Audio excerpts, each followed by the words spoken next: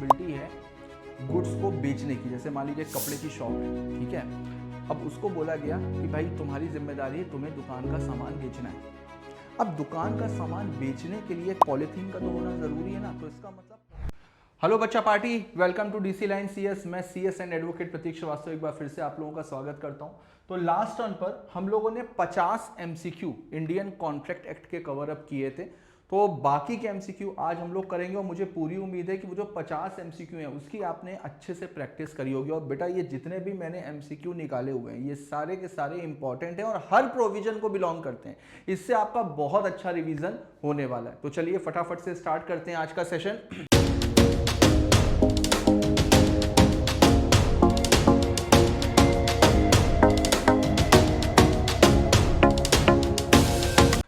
तो चलिए देखिए, नेक्स्ट है आपका फाइंडर ऑफ गुड्स। तो फाइंडर ऑफ गुड्स का देखते हैं। हाँ, फाइंडर ऑफ गुड्स, तो क्वेश्चन नंबर 51 है, finder of goods has right similar to. फटाफट से कमेंट बॉक्स पे कोशिश करो, क्वेश्चन सुनो और क्वेश्चन सुन करके कमेंट बॉक्स पे इसका आंसर आप लोग मेरे से पहले आप लोग डालते रहो, ठीक है। तो finder of goods has rights similar to. अब फाइंडर ऑफ गुड्स के पास में किसके इक्वल राइट होते हैं? क्या ओनर के इक्वल राइट होते हैं? क्या एजेंट के इक्वल राइट होते हैं? क्या बेली के इक्वल राइट होते हैं? या पॉनी के इक्वल राइट होते हैं? ऑब्वियसली कि फाइंडर ऑफ गुड्स को हम लोग क्या मानते हैं? बेली। जैसे बेलमेंट होता है ना, वैसे ही बेलमेंट में क्या होता है, एक प्रॉपर्टी का पोजीशन किसी दूसरे पर्सन के पास में ट्रांसफर हो रहा है, तो बस यहां पर भी जिसको किसी के खोए हुए गुड्स मिले हैं तो पोजीशन उसके पास में जा रहा है ना। तो फाइंडर ऑफ गुड्स का जो स्टेटस होता है वो बेली का होता है और उसके पास में सेम वही राइट्स होते हैं जो बेली के पास में होते हैं, राइट। तो फाइंडर ऑफ गुड्स के पास में बेली के इक्विवेलेंट राइट होते हैं। Option is C. नेक्स्ट देखते हैं 52, finder can sue for reward. अब फाइंडर क्या रिवॉर्ड के लिए सूट फाइल कर सकता है? तो देखिए कब कर सकता है, जब वो चाहे, ही वॉन्ट्स। बी है reward is promised. C goods are valuable. और डी ओनर रिफ्यूजेस। तो नहीं बेटा, जब रिवॉर्ड प्रॉमिस किया गया होगा, जब रियल ओनर ने रिवॉर्ड के लिए अनाउंसमेंट किया है कि अगर किसी को मेरे खोए हुए गुड्स मिले हैं वो मेरे को वापस करेगा तो मैं उसको रिवॉर्ड दूंगा, उस केस में फाइंडर स्यू कर सकता है, बाकी किसी भी केस में नहीं कर सकता। तो यहां पर option will be B, reward is promised. आगे देखते हैं। नेक्स्ट है आपका फाइंडर कैन नॉट स्यू। अब क्या फाइंडर सूट फाइल कर सकता है? किसके लिए सूट फाइल नहीं कर सकता? क्या रिवॉर्ड के लिए कर सकता है? क्या एक्सपेंसेस के लिए कर सकता है? क्या कॉम्पनसेशन के लिए कर सकता है? क्या चार्जेस के लिए कर सकता है?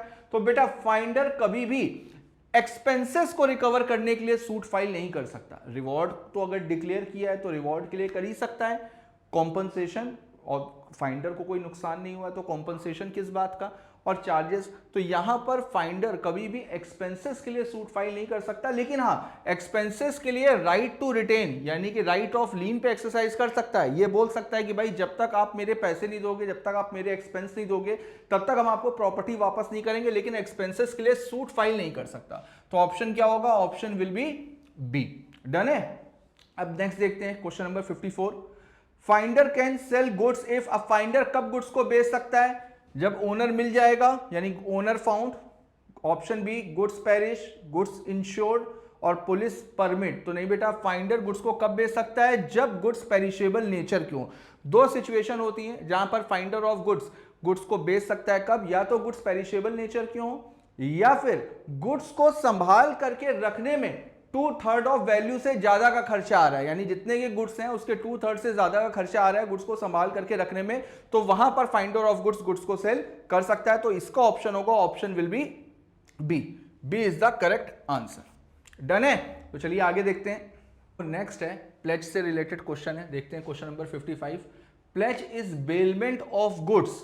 Pledge is bailment of goods for sale, hire, security और एक्सचेंज। प्लेज का पर्पस क्या होता है? प्लेज का पर्पस होता है लोन को सिक्योर्ड करना। लोन को सिक्योर्ड करने के लिए बेलमेंट में गुड्स की सिक्योरिटी के तौर पे गुड्स का पोजीशन ट्रांसफर होता है। तो यहां पर ऑप्शन क्या होगा? ऑप्शन विल बी सी, यानी कि सिक्योरिटी के लिए गुड्स का बेलमेंट होता है। 56 देखते हैं, पॉनर इज। अब पॉनर कौन होता है? जो लोन लेता है, यानी कि जो बोरोवर है, जो उधार ले रहा है वही तो गिरवी रखेगा। तो ऑप्शन विल बी ए। आगे देखने की जरूरत ही नहीं है, ऑप्शन विल बी ए, यानी कि बोरोवर बोरोवर ही पॉनर होता है। आगे देखते हैं। अब देखो क्वेश्चन नंबर 57 क्या बोल रहा है, पॉनी हैज राइट टू। अब पॉनी के पास में क्या राइट होते हैं, गुड्स को वो यूज कर सकता है, सेल गुड्स इमीडिएटली, क्या गुड्स को तुरंत बेच सकता है, गुड्स को रिटेन कर सकता है, रिटेन गुड्स फॉर पेमेंट, या गुड्स को डिस्ट्रॉय कर सकता है। तो बेटा पॉनी के पास में राइट होता है, पॉनी के पास में राइट होता है गुड्स को रिटेन करने का। ठीक है, जब तक पेमेंट नहीं मिल जाती तब तक पॉनी के पास में हमेशा राइट होगा कि वो गुड्स को अपने पास में रिटेन कर सकता है। क्वेश्चन नंबर 58 देखते हैं।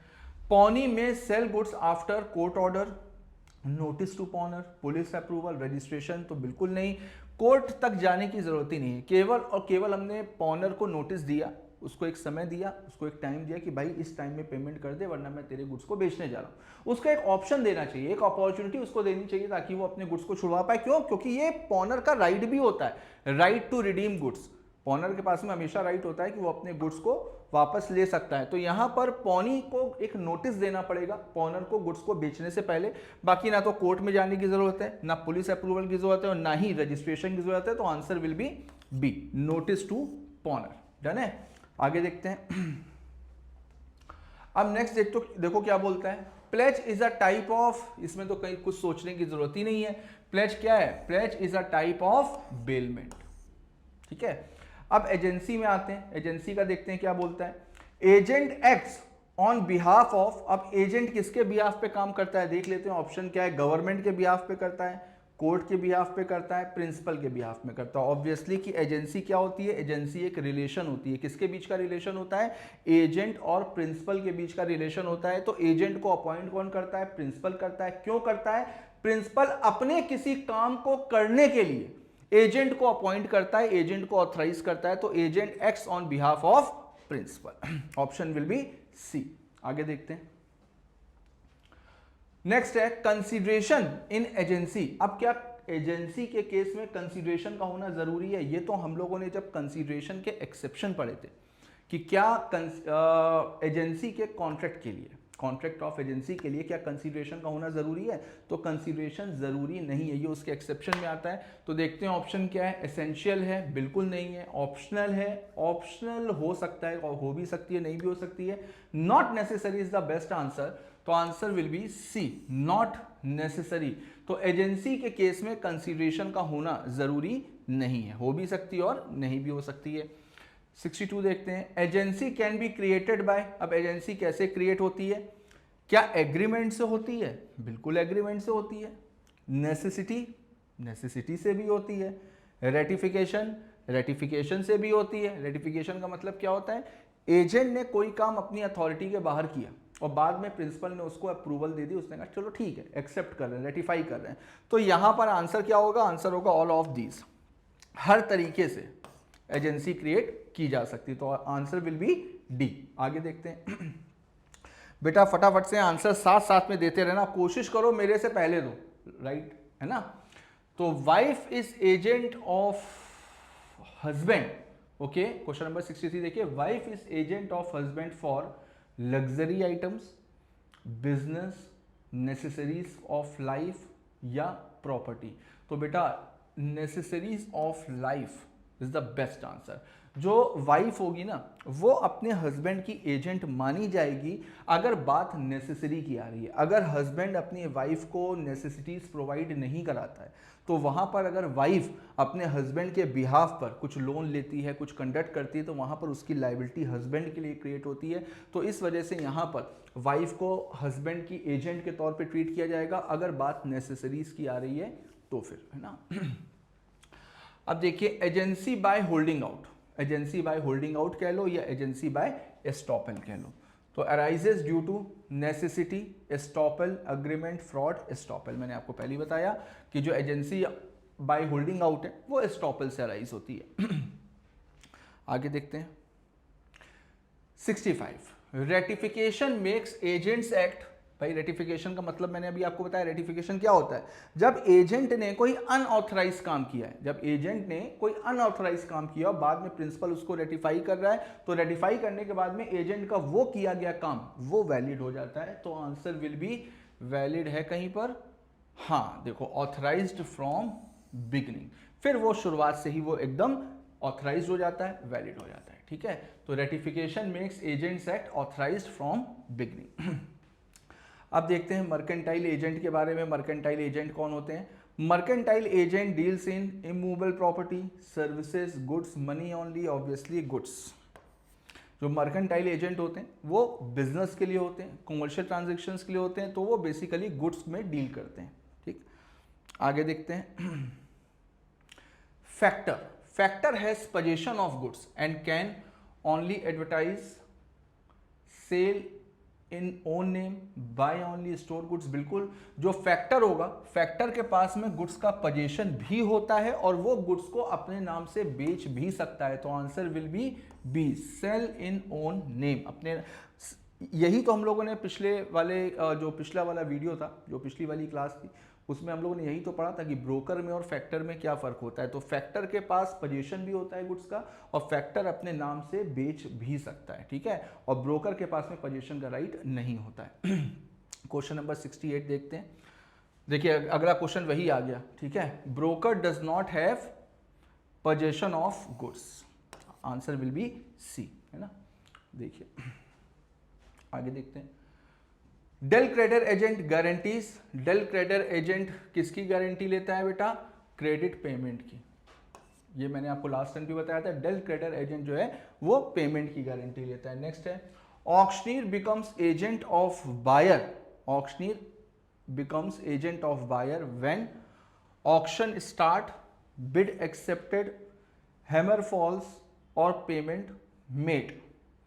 तो बेटा जो ऑक्शनीर होगा वो बायर का एजेंट कब होगा? जब ऑक्शन कंप्लीट हो जाएगी, जब बिड कंप्लीट हो जाएगी। और बिड कैसे कंप्लीट होती है? बिड कंप्लीट होती है हैमर फॉल्स।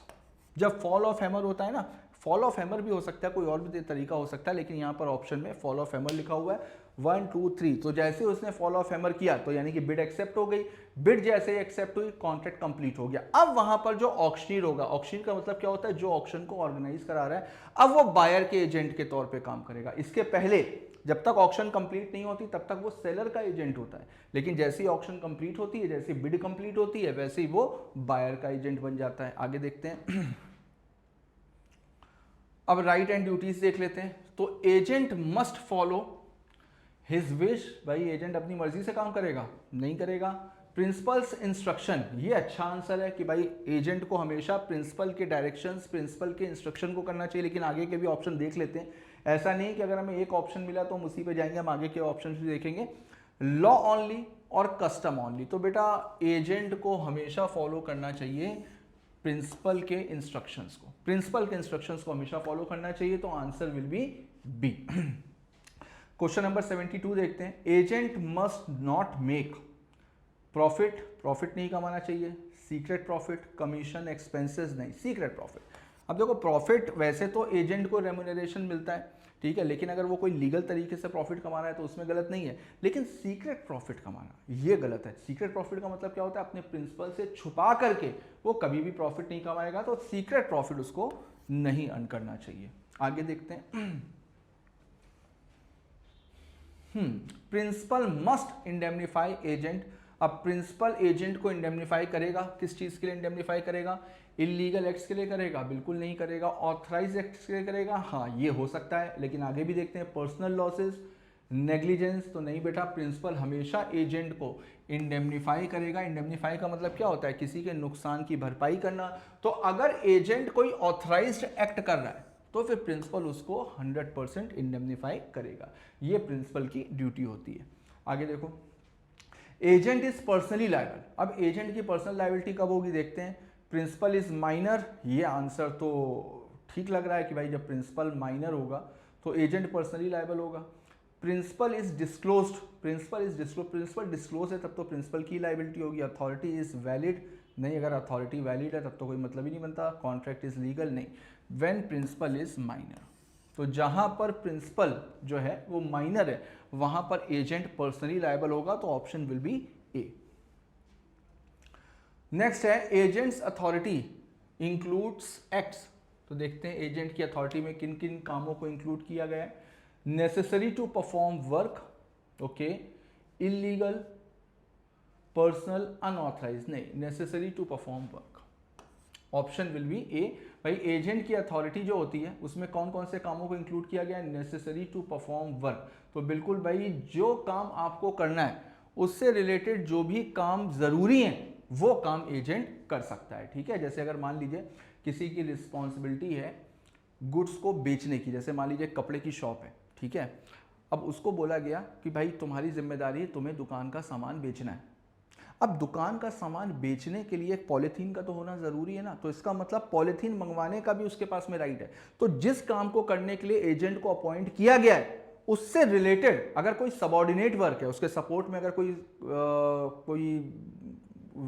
कोई सपोर्ट में कोई वर्क है या कोई छोटा मोटा काम है, तो उस काम को करने की भी अथॉरिटी एजेंट के पास में ऑटोमेटिकली आ जाती है। बोला गया हो या ना बोला गया हो वो इंपॉर्टेंट नहीं है, लेकिन अगर जिस काम के लिए एजेंट को अपॉइंट किया गया है उससे रिलेटेड जो भी छोटे मोटे काम है जो उस काम को करने के लिए जरूरी है, जो उस काम को कंप्लीट करने के लिए जरूरी है, तो उन कामों को भी इसमें इंक्लूड किया जाता है। तो necessary to perform work will be best answer, तो ऑप्शन विल बी ए। आगे देखते हैं, the void agreement is one which is okay. Void agreement कौन होता है, वैलिड बट नॉट इन्फोर्सिएबल, नहीं। Enforceable at the option of the both parties, ये भी नहीं होगा, तो वॉइडेबल होगा। Enforceable at the option of one party, ये भी नहीं होगा, सॉरी ये होगा वॉइडेबल। ऑप्शन बोथ पार्टीज का तो कोई मतलब ही नहीं बनता। Not enforceable in a court और ट्रिब्यूनल ऑफ लॉ, बिल्कुल ऑप्शन विल बी डी। बिल्कुल वॉइड एग्रीमेंट कौन से एग्रीमेंट होते हैं जिसको आप कहीं पर भी इन्फोर्स नहीं करा सकते, ना ही किसी कोर्ट में और ना ही किसी ट्रिब्यूनल में। आगे देखते हैं, When the consent of a party is not free, the contract is, बताइए फटाफट से कमेंट करो, तो बच्चों वाला क्वेश्चन है ये, तो कोई भी बता देगा।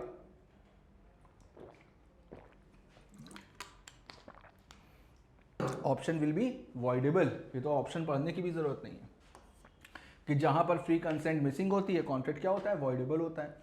Consideration must move at the desire of the, ये तो डेफिनेशन ही है। कंसिडरेशन की डेफिनेशन सेक्शन 2 क्लॉज डी क्या बोलती है, consideration must move at the desire of the promisor, पहले ही ऑप्शन है, ठीक है। Consideration must move at the desire of the promisor, promisee, any other person, हाँ यही होगा, option will be A. Consideration must move at the desire of the promisor, और promisee की तरफ से भी मूव हो सकती है और किसी दूसरे पर्सन की तरफ से भी मूव हो सकती है, ठीक है। आगे देखते हैं, हाँ नेक्स्ट देखिए, ordinary a minor's agreement is void ab initio. Normally क्या होता है, माइनर का एग्रीमेंट हमेशा वॉइड एब इनिशियो होता है, तो option will be A. Next देखिए, in case of illegal agreements the collateral agreements are, ये भी मैंने आपको बताया हुआ है, जो इलीगल एग्रीमेंट्स होते हैं वो तो इलीगल होते ही हैं, लेकिन उसके सपोर्ट में, कोलेट्रल का मतलब उसके सपोर्ट में अगर कोई एग्रीमेंट होंगे तो वो क्या होंगे, वैलिड होंगे, वॉइड होंगे, वॉइडेबल होंगे, या एनी ऑफ दीज। फटाफट से जवाब दीजिए क्या होना चाहिए, बताइए एक बार फटाफट से कमेंट करिए। Option will be B, illegal agreement के सपोर्ट में उसके कोलेट्रल में कोई भी एग्रीमेंट होंगे तो वो भी हमेशा वॉइड होंगे, ठीक है। आगे देखते हैं, on the valid performance of the contractual obligation by the parties the contract, एक बार फिर से देखते हैं, लंबी लाइन है।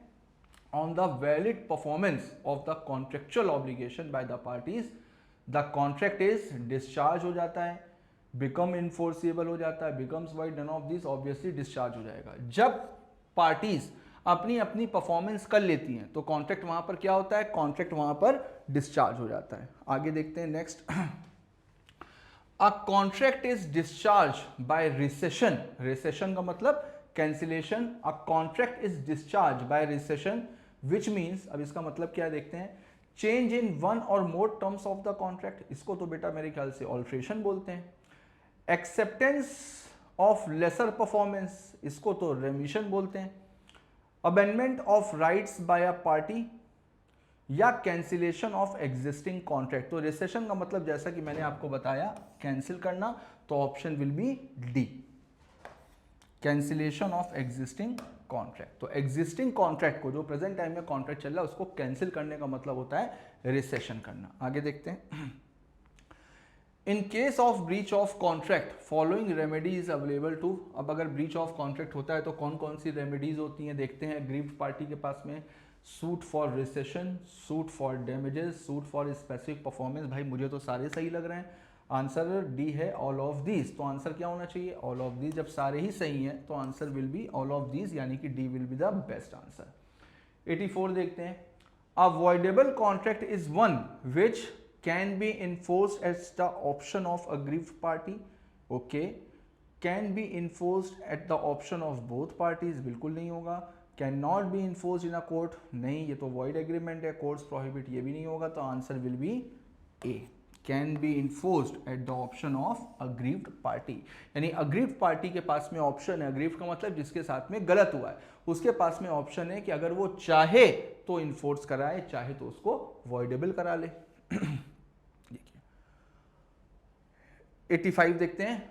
ए agrees to sell his car worth ₹1 lakh to be for 20,000 only. Okay, and A's consent was obtained by coercion.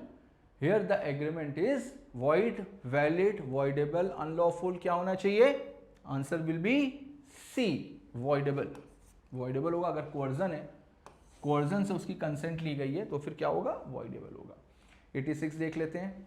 When the consent to an agreement is obtained by coercion, the agreement is voidable at the option of either party। कोई भी party उसको कर सकती है, या party whose consent was so obtained, a party who obtained consent, none of these, answer will be B।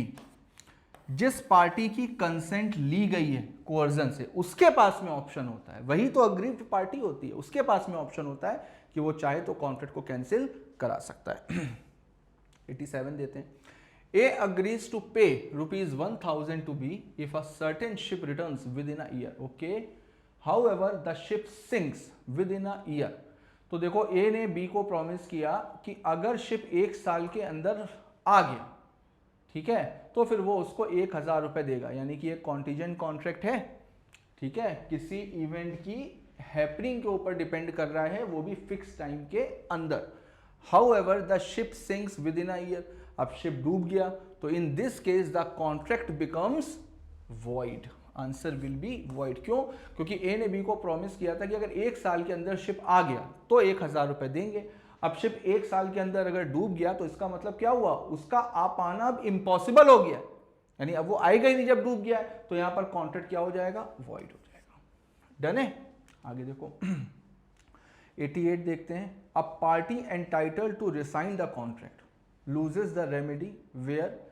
A party entitled to rescind the contract loses the remedy. Okay, कब उसके पास से रेमेडी चली जाती है? He has ratified the contract, third party has acquired right in good faith, contract is not separable and rescission is sort of party only, all of these. तो answer will be a party entitled to rescind the contract, contract को cancel करा सकता है, loses the remedy where he has ratified.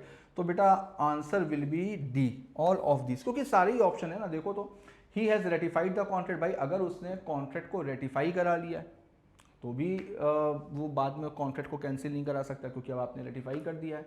अगर third party के पास में good faith में, देखो गुड फेथ भी लिखा हुआ है ना यहाँ पर, इसी वजह से थर्ड पार्टी के पास गुड फेथ में टाइटल भी चला गया है, ओनरशिप भी चली गई, तो थर्ड पार्टी को नुकसान हो जाएगा।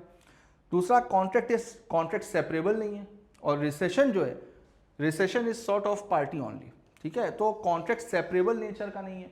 तो जब सेपरेबल नेचर का नहीं है और पूरा का पूरा कॉन्ट्रैक्ट आप रिसाइंड करवा नहीं सकते, ठीक है, तो फिर उस सिचुएशन में option will be all of these. तो यहां पर जो भी पार्टी कॉन्ट्रैक्ट को कैंसिल कराने के लिए एलिजिबल है उसके पास से ये राइट चला जाएगा, अगर ये तीनों कंडीशंस, तीनों में से कोई भी एक कंडीशन होगी तो आप कॉन्ट्रैक्ट को कैंसिल नहीं करा सकते। देखते हैं आगे 89, इतने सारे ऑप्शन दिए हुए हैं। अच्छा, threat to commit suicide amounts to coercion, offence under Indian Penal Code, okay, undue influence, fraud, ये दोनों तो होंगे नहीं। इन दोनों में से देख लेते हैं भाई, ऑप्शन क्या होना चाहिए? 1 and 2, 2 and 3, 3 and 4, 1 and 4, option will be A, 1 and 2। क्यों? क्योंकि थ्रेट टू कमिट सुसाइड, किसी को सुसाइड करने की धमकी देना, कोर्जन भी होता है और ऑफेंस भी है, इंडियन पीनल कोड भी, ठीक है। Option will be A. Next देखते हैं, contract caused by which of the following is voidable? Fraud, misrepresentation, coercion, तो मेरे ख्याल से ये तीनों। बाइलेटरल मिस्टेक में तो होता नहीं है, बाइलेटरल मिस्टेक में तो वॉइड एब इनिशियो होगा ना, हम लोगों ने पढ़ा था बाइलेटरल मिस्टेक में तो वॉइड एब इनिशियो होता है। तो आंसर क्या होना चाहिए, 1 2 3 किस में दिया हुआ है, 1 2 3 ए में दिया हुआ है ना, तो आंसर विल बी ए, क्योंकि बाइलेटरल मिस्टेक में क्या होगा, वॉइड एब इनिशियो, और यहाँ पर क्या बोला गया है, वॉइड एब, ठीक है। तो आंसर विल बी 1 2 3, यानी कि 1 2 3 ए। आगे देखते हैं 91, in an executed contract the obligation of, okay, both the parties have been fulfilled, both the parties are outstanding, obligation of one party is outstanding, none of these, obviously कि अगर executed है यानी execute हो चुका है तो दोनों parties ने अपनी अपनी performance कर ली है, both the parties have been fulfilled। आगे देखते हैं 92, a contract with or by a minor is valid, void, voidable, voidable at the option of void होगा, है ना। आगे देखते हैं the term consideration is defined, अभी मैंने आपको बताया डेफिनेशन कंसिडरेशन की कौन से सेक्शन में है, section 2 clause A, section 2 clause D, section 3 subsection A, section 2 clause H, answer will be B, section 2 subsection, sorry section 2 clause D. आगे देखो, an agreement by way of wager under section 30 is void, wagering agreements क्या होते हैं, void होते हैं, ठीक है। अगर इसमें ऑप्शन इलीगल दिया होता तो क्या करते, तो भी वॉइड होते, क्योंकि ये स्टेट गवर्नमेंट के ऊपर है कि उसको इलीगल करती है या नहीं करती, लेकिन इंडियन कॉन्ट्रैक्ट एक्ट के हिसाब से वो हमेशा वॉइड होगा। नेक्स्ट देखो, contingent contract is void, valid होता है, never becomes void, becomes void when the event becomes impossible, answer will be C, बिल्कुल। जो कॉन्टीजेंट कॉन्ट्रैक्ट होते हैं ना, जब इवेंट इम्पॉसिबल हो जाता है तो फिर वो कॉन्ट्रैक्ट वॉइड हो जाते हैं, वैसे वो वैलिड होते हैं, ठीक है। Quasi contract, quasi contract lacks agreement, consent, both, none of this, obviously both, ना तो एग्रीमेंट होता है ना ही कंसेंट होती, तो answer will be C, quasi contract. इसीलिए तो क्वासी कॉन्ट्रैक्ट बोला जाता है, क्वासी कॉन्ट्रैक्ट में ना तो ऑफर होता है, ना एक्सेप्टेंस होती है, ना ही एग्रीमेंट होता है, बस केवल एक चीज होती है, इन्फोर्सिबिलिटी बाय लॉ। 97 देखते हैं, an agreement and contract are one and same thing, true, false, depends on the situation, none of these. अच्छा क्वेश्चन है ये। तो वैसे तो देखो दोनों अलग अलग होते हैं, ठीक है, लेकिन ये क्या ये सिचुएशन के ऊपर डिपेंड करता है, नहीं, सिचुएशन के ऊपर डिपेंड नहीं करता है, इसको फॉल्स ही मानेंगे, क्योंकि एक कॉन्ट्रैक्ट के लिए एग्रीमेंट का तो होना जरूरी है भाई, एग्रीमेंट के बिना कभी कॉन्ट्रैक्ट बनेगा ही नहीं, लेकिन ये जरूरी नहीं है कि हर एक एग्रीमेंट कॉन्ट्रैक्ट हो, तो इस वजह से एन एग्रीमेंट और कॉन्ट्रैक्ट आर एक ही चीज है, तो ये 100% फॉल्स होगा, ठीक है।